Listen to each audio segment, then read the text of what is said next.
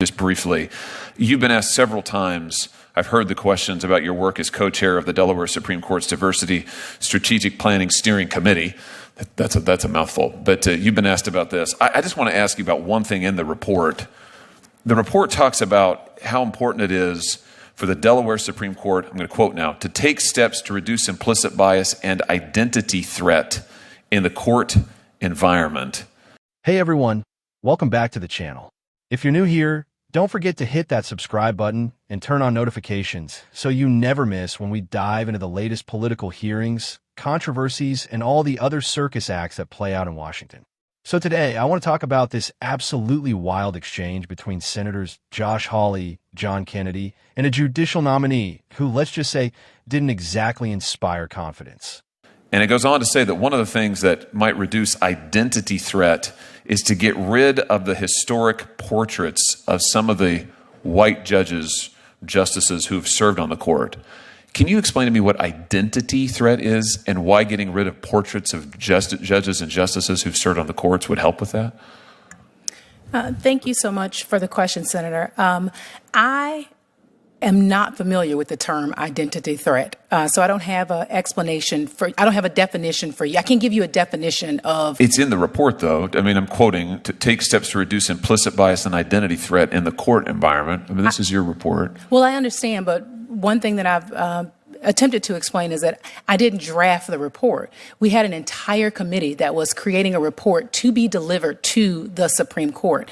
You signed off on it, though, didn't you? So there wasn't a sign-off necessarily on the report. Your name's on it, though. I understand. I was a co-chair of the committee, but I didn't draft all the words to the report. I didn't draft the recommendations to the report. The Supreme Court is considering the report, and we haven't done anything with that particular recommendation. So you don't know what identity threat is? Well, I did not put those words in there, and I'm not entirely sure what whoever drafted that specific one meant by that one. It seems kind of crazy to me, I have to say. Thank you, Mr. Chairman.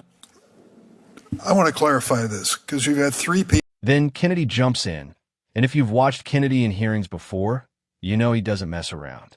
He asks about another report that supposedly concluded the Delaware bar exam, the test lawyers have to pass, serves as a barrier to racial and ethnic diversity in the legal profession.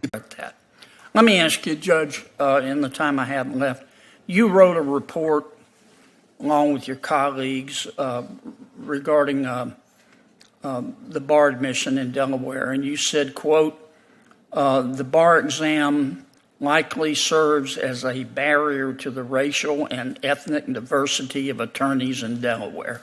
Did you say that? No, Senator. Thank you for the question, Senator. No, my colleagues and I did not write that report. That is a report that was written and delivered to the Supreme Court. Did you vote on the report? No, I did not vote on the report. Do you disagree with that statement? Will you read the statement again, Senator? Sure.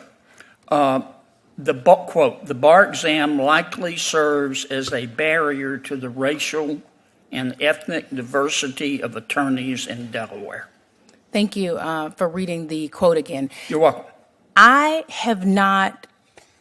believe that that's a question that needs to be analyzed and studied, and I have not studied. But you were chairman of the committee, and your staff wrote this report. So it was, if I may explain, it was. But I don't have much time. Well, it was not my staff, so no, okay. I wouldn't say my staff wrote that report. Fair enough, Judge. Do you agree, quote, that the Delaware bar exam serves as a barrier to the racial and ethnic diversity of attorneys in Delaware? Senator, I believe that that is a complicated, complex question that requires analysis that I have not done. Thank you, Mr. Chairman. Thank you, Senator Kennedy. And now, let me see. Senator Padilla is not here. So, are they really clueless? Or are they just afraid to say out loud what these reports are actually pushing for? Because let's be honest, the whole remove the portraits of white judges thing is not about fairness. It's about erasing history. And the phrase, identity threat, that's the kind of social science jargon that's designed to sound academic, but really just boils down to people might feel uncomfortable if they see something we don't like. And if a judicial nominee can't stand by the words in her own report, what does that say about her judgment? Look, This isn't just about one hearing. It's about a larger pattern. These diversity committees write these sweeping, ideologically driven documents, and the people in charge don't want to own up to them when pressed. That should matter to all of us, because judges aren't supposed to be political activists. They're supposed to be impartial. Anyway, that's my take. What do you guys think?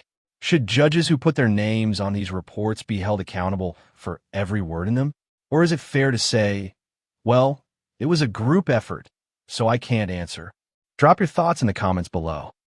And while you're at it, don't forget to like this video if you found it useful, and subscribe for more breakdowns of these hearings.